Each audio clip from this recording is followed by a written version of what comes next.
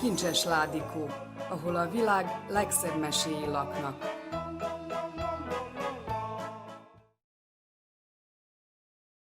Ha-hó! Márkocska! Visszhangzott Bugi és Titi kiáltozásától az egész Megyfa utca.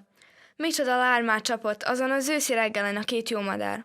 Nem is csoda, hiszen nem akármilyen járművön, helikopteren érkeztek. Ébresztő! Titi úgy pörgette az árbetűket, mint egy igazi ébresztőre. Márkocska az ablakhoz szaladt. Gyere, menjünk fagyizni, kiabált Bugi, hogy túlhasogja a helikopter motorjának zúgását. Mindjárt megkérdezem anyát, hogy jöhetek-e, kiabálta vissza Márkocska barátainak, azzal beviharzott a konyhába.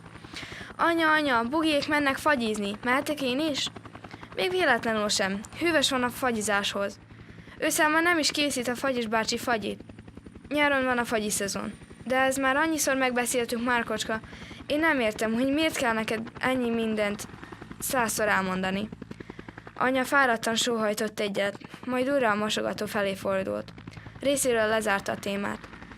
Tehát Bugi meg Titi mennek, panaszkodott Márkocska, és sírásra görbült a szája. Persze. Érdekes, hogy ez a Bugi meg Titi mindig olyan dolgokat csinálnak, amit egyébként nem szabad, mondta anya, rá sem nézve fiacskára, aki szomorúan visszakóllogott az ablakhoz. Bugi és Titi közben leállították a helikopter motorját, és elővették a sajtos ropit, azt ropogtatták. Vegyél, kínálta meg Bugi vidáman Márkocskát, aki majdnem sírva fakadt. Hát veled meg mi van? Miért szontyologtál el ennyire? Inkább gyorsan szedd össze a motyódat, és indulunk is, mondta Titi, miközben teletömte a száját sajtos ropival. A motyómat? De hiszen nem mehetek. Anya nem enged. A két képzeleti barát azonban ezen csöppet sem lepődött meg. Tudtuk mi azt, egy cseppet se aggódj. Gyorsan vedd fel a pulcsit meg a tornacipőt, és indulhatunk is. Anyukád miatt meg ne izgulj. Úgy el van foglalva a házi munkával, és eszem veszi, ha egy kis időre eltűnsz. 10 perc múlva már itt is vagyunk. Tudod, te milyen gyors ez a masina? Bugi büszkén rácsapott a helikopter kormányára. Márkocska ámult-bámult. Még meg sem nézte alaposan ezt a csodagépet. Annyira el volt keveredve anya tilalmával. Ezt nem hagyhatja ki. Felhúzta a pulcsit meg a tornacipőt, és 2 lépéssel bent termett a helikopterben. Bugi közben már be is indította a motort. Mialatt Titi Márkocskának segített bekötni a cipőfűzőjét, Bugi felemelte a kis propelleres csodajárgányt, és már repültek is, gyorsan, mint a szélvész. Bugi nagyon jó pilótának bizonyult. Mindössze néhány méterrel a háztetők felett tartotta a helikoptert, így Titi és Márkocska bekukantottak minden udvarba. Látták az úton közelgő autókat, tehergépkocsikat, kerékpárosokat és gyalogosokat. Márkocska, akit csak ismert, mindenkit bemutatott Buginak meg Titinek, barátjai ugyanis még újak a városban. Hamarosan kiértek a városon kívülre, a nyílt mezőkre, és a legközelebbi kicsi, ovális alakú erdőcske felé vették az irányt. Most meglátod, Márkocska, hova járunk mi fagyizni, mondta Titi sokat sejtően. Ne hívjuk már Márkocskának ezt a legénykét. Találnunk kell valami komolyabb nevet. Legyünk mondjuk Márki, javasolta Bugi. Igazad van, helyeselt Titi. No, Márki, most megkóstolod az igazi cinegefagylalatot. Márki nem tudott hova lenni a boldogságtól.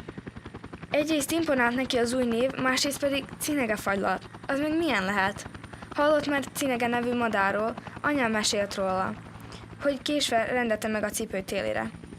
Végre közelebbről is megismerheti, hiszen miért lenne cinegefagylat a fagyi neve, ha csak nem maga a cinege készíti? Bizony, Márkinak igaza lett. Amikor leereszkedtek egy terebélyes tőfa hatalmas ágára a helikopterükkel, Márki megpillantotta a kis sárga-kék színű madarat, amint szorgosan ugrándozott az odúja előtt. Ki, be.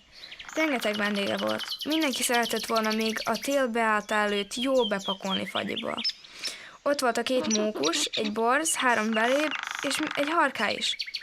Bugi és Titi újdonsult barátjukkal együtt kiszálltak a helikopterből, és letelepedtek az egyik faágra. Ott vártak, hogy a cinege hozzájuk is odarepenjen. Milyen fagyit kértek? Miért? Érdeklődött a sárga kötenyes cinege. 3 gombócot kérek, egy vaníliásat, egy karamellásat és egy mákosat. Vágta ki egyből Bugi, majd Titi következett.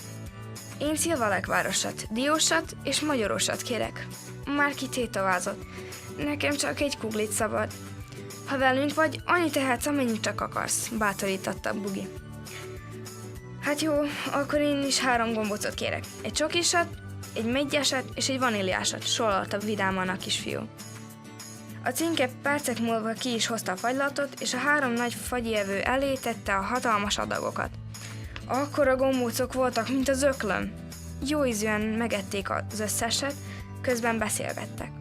Márkinak rengeteg kérdése volt, szinte bombázta Bugit és Titit, akik türelmesen válaszolgattak neki. Bugi, holnap is eljövünk fagyizni a cinkéhez? Sajnos ma van az utolsó nyitvatartási nap. Cinke csak októberben készít fagylaltot. Amikor pedig novemberben beköszöntenek a ködös, esős, hideg napok, bezárja a cukrázát, és az összegyűjtött pénzből cipőt és meleg sálat vásárol magának, hogy ne fázzon a télen. Márki gondolkozott egy kicsit, aztán megszólalt. Akkor itt csak ősszel van fagyi? Nyáron nincs? Nyáron bárhol fagyizhatsz. Cinke éppen ezért gondolta ki az októberi fagylaltos boltot, mert ilyenkor még sokszor kellemes, meleg idő van, de a legtöbb helyen ilyenkor már nem kapható finom friss fagylalt. Persze, a cinke üzletéről csak a beavatottak tudnak. Súgta titokzatosan Márki fölébe Titi, majd rákacsintott. Márki egyből értette a célzást, ő is halkabbra fogta a hangját. Anya mesélt nekem a cinege cipőjéről, olvasott egy verset is. Miért nincs a cinegének cipője? Mert elkésett, későn rendelte meg, és a mese szerint cipő nélkül maradt a hideg télre. Ez még régen történt, de a mai cingék már mind sikeres vállalkozást működtetnek, és időben megvásárolják a cipő télére. Értem. Olyan finom ám ez a fagyi. Bugi. Anya nekem azt mondta, a madarak elutaznak Afrikába, ahol meleg van, hogy ne fázzanak itt a télen. A cinege miért marad itt? A cinege nem vándormadár, vannak még ilyenek. A veréb, a fekete rigó, meg vannak még egy páran. Szerintem ők nem elég erősek ahhoz, hogy olyan messzire elrepüljenek, mélázott Bugi. Titi, te mit gondolsz?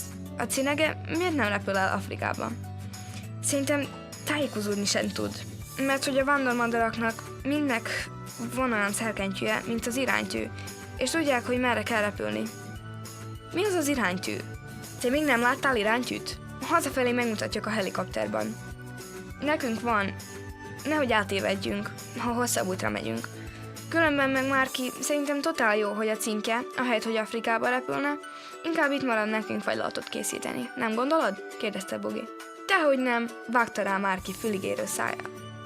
De aztán, decemberben, amikor cinege már sehol sem talál magának ennivalót, szórni kell ám magvakat az ablakpárkányra, figyelmeztette Bugi a kis barátját. Márki elengedetten nyalogatta a maradék fagylaltot. Nem is tudta megenni, olyan sok volt ez a 3 kugli. Bugi és Titi már régen megették a sajátjukat. Márki elégedetten nyalogatta a maradék fagylaltot. Nem is tudta megenni, olyan sok volt ez a 3 kugli. Bugi és Titi már régen megették a sajátjukat. Márki felajánlotta nekik a maradék fagyit, a 2 nagy fiú pedig kapva kapott az alkalmat. Megették az egészet pillanatok alatt. Kifejezették a cinkének a 9 gombóc fagyit, és beszálltak a helikopterbe. Ott még indulás előtt megmutatták Márkinak az iránytűt, meg hogy hogyan működik. A kisfiú a sok élménytől úgy álmosodott, hogy átolódta az egész hazautat. Nem is emlékezett, hogy mikor ment be a házba, és nappali egyik karosszékében ébredt fel, mintha az egész csak egy csodálatos álom lett volna. Szöveget írta Toma Viktória, olvasta Gyurcsi Zsófia, produkció Novácecká novinárská škola.